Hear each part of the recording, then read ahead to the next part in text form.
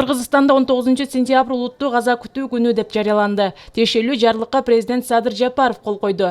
Тажик тараптын адамгерчиликсиз аракетинен улам 59 кыргыз жараны шейит кетти. Өлкө аймагындагы бардык мечиттерде мекенди коргоп жатып курман болгондордун жаркын элесине багышталып Куран түшүрүлүп турат.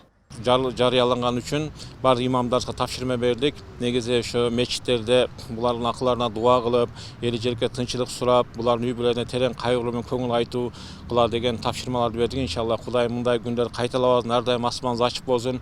Ошо мекенди коргойм деп каза болгондор Кудайым өз ырайымына алсын. Негизи бардык кыргызстандыктар үчүн оор жоготуу болду. Негизи Кудайым баарыбызга сабыр берген болсун. Жарлыкка ылайык өлкө аймактарында, ошондой эле чет өлкөдөгү дипломатиялык жана консулдук мекемелердин имараттарында Кыргыз Республикасынын мамлекеттик туулары ылдый түшүрүлдү. Тажик тараптын кол салуусунан улам Баткен жергесиндеги окуяны кыргыз эли ынтымакта, биримдикте бир туунун астында жеңет.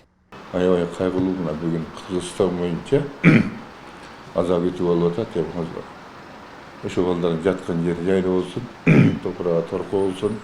Бирок кыргыз эли майышпай, мындай ушундай убактарда чогулуп, ынтымакка келип, дайыма бир немеде турушубуз керек да, кандай болбосун. Бизди эч ким жеңе албайт. Кыргызды эч ким жеңе алган эмес. Кыргыз түгөнгөн сайын түтөгөн элбиз. Аза күтүп жаткан кыргыз эли жергебизде тынчтык өкүм сүрүп, бүгүнкүдөй ынтымакта баарын жеңерине ишеним артышат. Тынччылык болуш үчүн бири-бирине ынтымак болуш керек. Ынтымакчылык болсун деп Алла Таала Кудайдан сурайбыз. Мындан кийин мындай каргашалуу окуялар болбосун. Элибизде тынччылык болсун. Мына Кудай шүгүр азыр эми кичине тынчып калды деп атат. Ошол эле тынчып калсын. Мындай нерсени эч ким башына салык кылбасын. Ар бир мамлекет тынччылыкты, эгемендүүлүктү каалаган мамлекет.